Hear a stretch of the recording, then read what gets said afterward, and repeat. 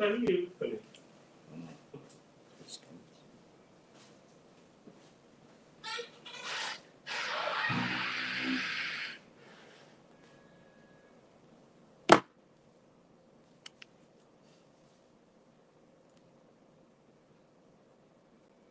world has become way too complex.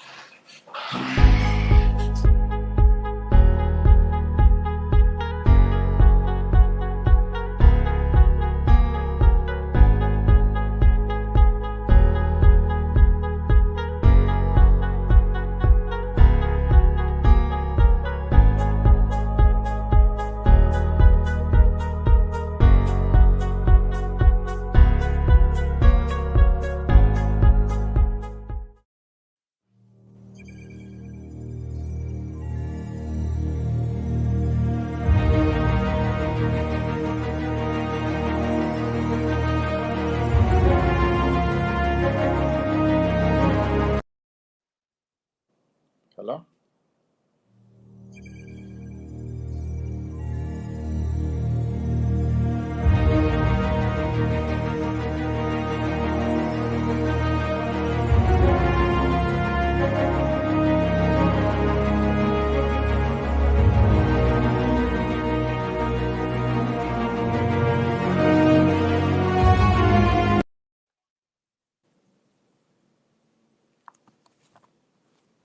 Hello, should I go on? Dr. Brian, should I go on?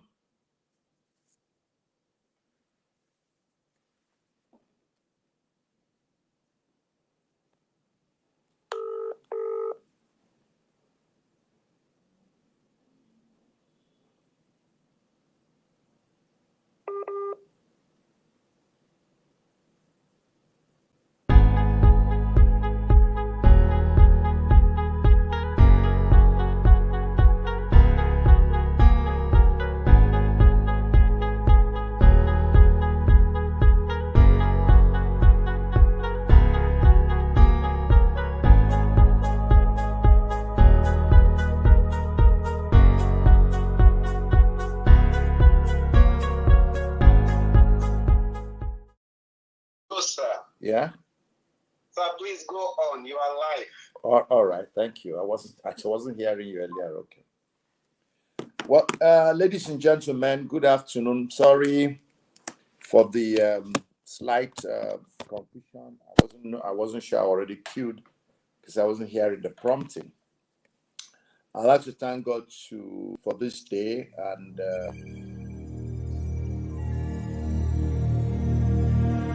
be part of this event. I wish to join Brian Ruben with his organization to welcome you to this Leadership Agenda Summit 2021. Indeed, this summit is happening at a critical moment in the world where the consequences of the failure of leadership are patently manifest for all of us to see. For example, when all is said and done on the impact of COVID-19 pandemic, it is evident that leadership success or failure are evident in the way COVID has dealt with different nations. Classic examples are seen in the USA, Brazil, Venezuela on the one hand, and then countries like Australia, New Zealand, Iceland, Canada on the other hand. Both in terms of mortality and economic impact, the role of leadership is evident.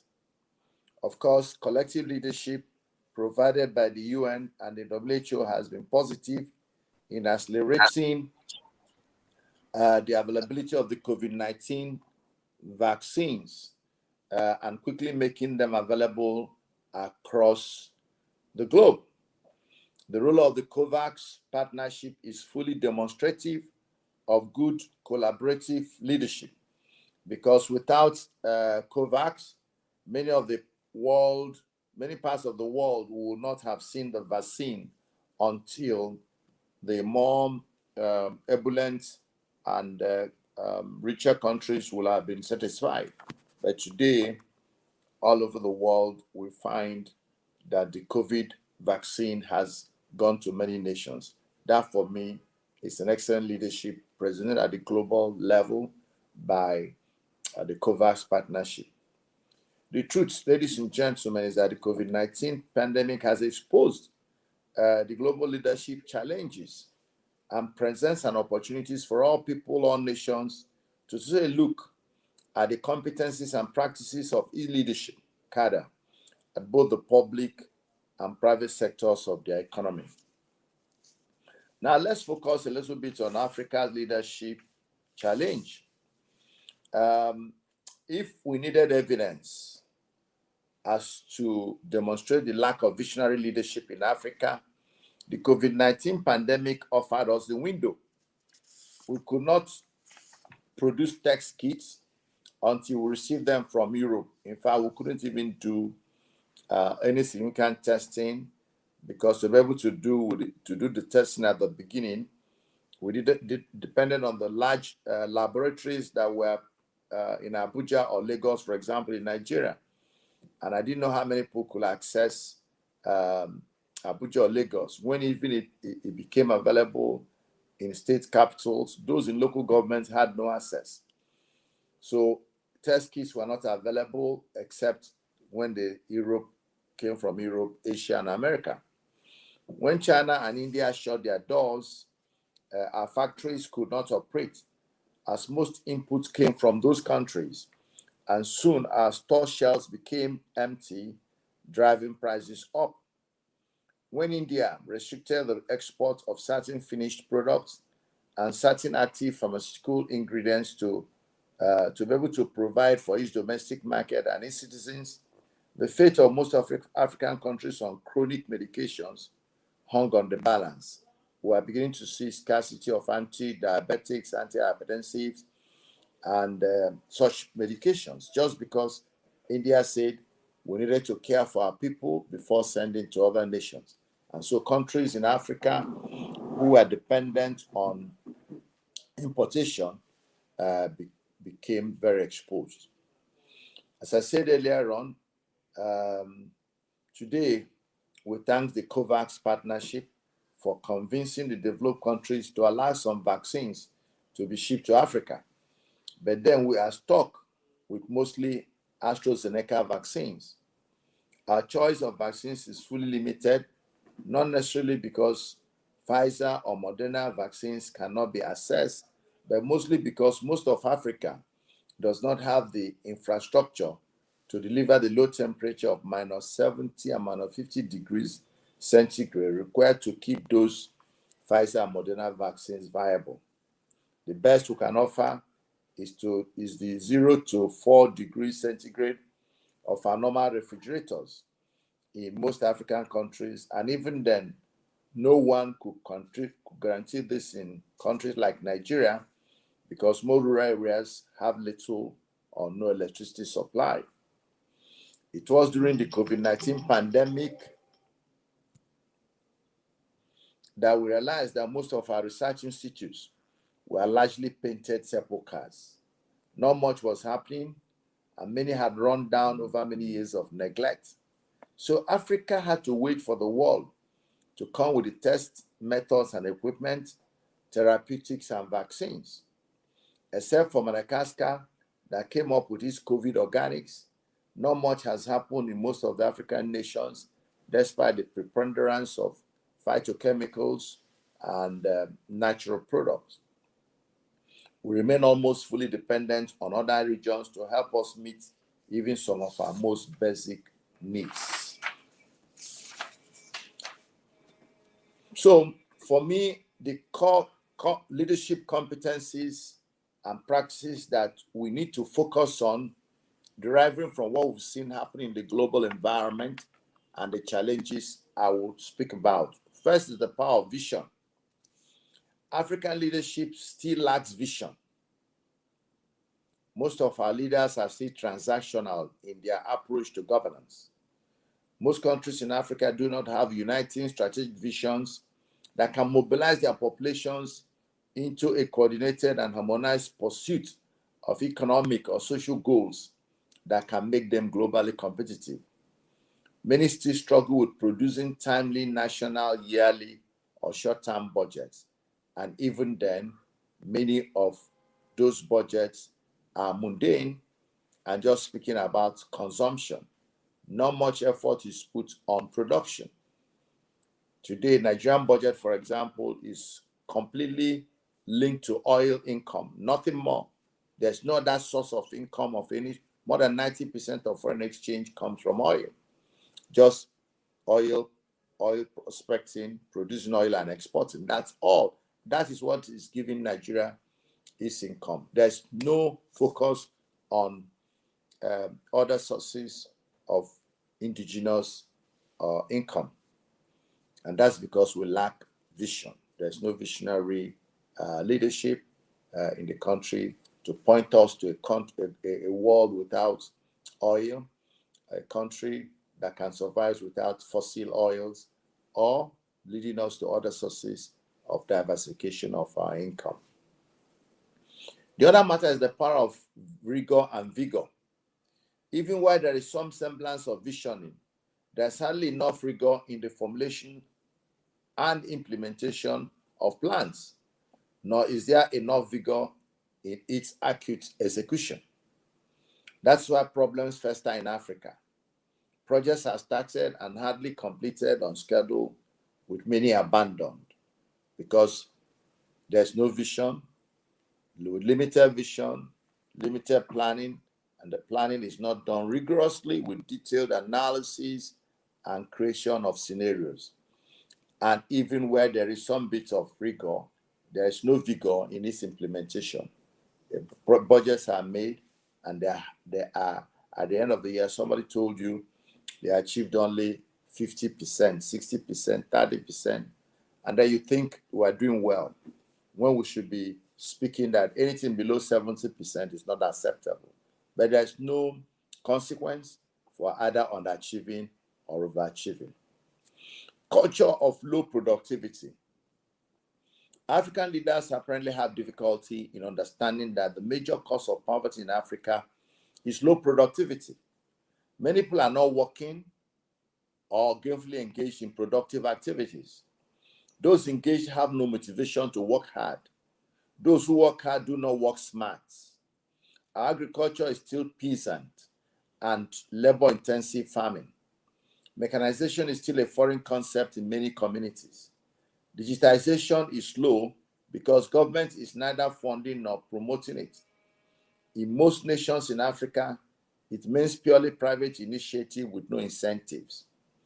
See President Biden's investment plan in expanding internet functionality and access and broadband, even in rural America. No one really cares if we work or not. University lecturers can be on strike for 1 year, and at the end, they will be paid salary arrears for not working and disrupting the education of thousands of students.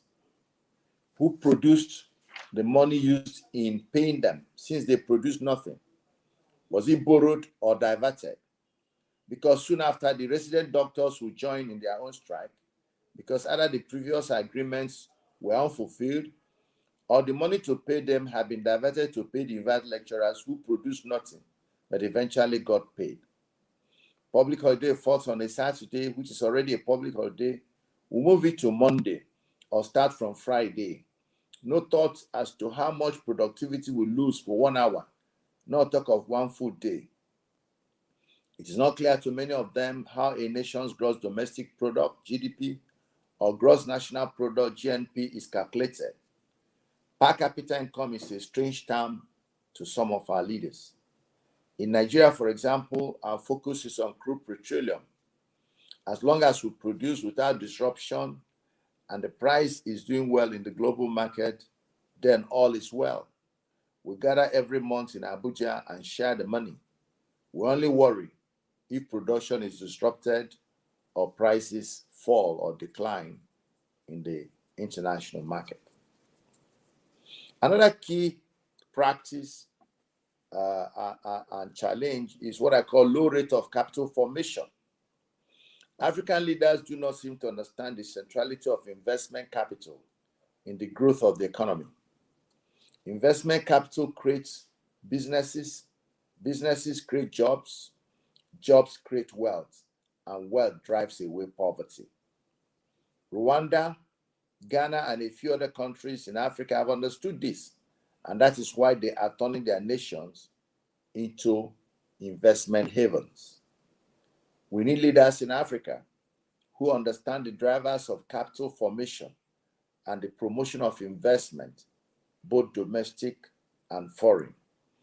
And if Africa must rise, then we must put our focus behind attracting investment and making our nations and operating environment conducive and attractive, conducive with the provision of a stable policy environment, conducive with the provision of minimum safety and security for life and property, conducive in the terms of enforcing rules and contracts, and conducive in terms of providing incentives to make our market better attractive to investment capital. Well, I think that the major issue is what I call the lack of the leadership virtues. To win in the world today, Africa needs, both in the public and private sectors of our economy, leaders who are competent, with good character, a special integrity, and who have courage to do what is right and righteous. Without a good mix of these virtues, Africa will continue to lag behind the rest of the world. Competent leaders deliver results in a sustainable way in line with predetermined destination or vision. They conceive projects, they conceive ideas, they set key performance indicators, they deliver, they measure, they assess, and they are able to show accountability. Leaders with character build organizations and nations that maintain law and order without bias or favor. They are trustworthy, they eschew corruption and take every effort to prevent corruption. They are transparent, for example, in their operations. They value their people. They reward hard work and achievements, and above all, are disciplined. Courageous leaders stand up to their convictions. They are not easily cowed or blackmailed, and they are willing to accept their faults, weaknesses, or failure, and they make amends when they are told they are not meeting expectations. But leaders who are not courageous become autocratic and become didactic. And in Africa, they become the beginning and the ending. In most of our nations, especially at subnational levels, the governors are autocrats. They are administrators. They run roughshod over everybody. They won't give money that is supposed to go to local government. They won't give money to the ghost other tiers of government. Everything must be at their beck and call. How can those such countries grow? Yes, some of them are building bridges, they are building flyovers, they are building roads. But governance is more than that. Leadership is more than that. You must make yourself accessible to the people. You must make yourself accountable to the people. You must treat the people well and let them feel that they count and they are owners and not bystanders. They are not spectators in the governance of their resources. So we need all this to be able to have a truly responsible leadership that will drive Africa to its manifest destiny and will enable it become competitive globally. Conclusion. The kind of leadership I just described is what we desire for our nations. And I pray that when we see such leadership potentials, we also must recognize and embrace them. Unfortunately, the story of Africa is such that when leadership selections or elections are conducted, we seem to degenerate to mundane considerations and are often blinded by corruption. We begin to look at issues of ethnicity, religion, neighborliness, common language, and such things that do not count. Africa cannot continue to lag behind and be seen forever as a continent of poverty, military coups, fraudsters, corruption, kidnappers, and now insecurity. May God help us as we help ourselves. Thank you, and God bless you.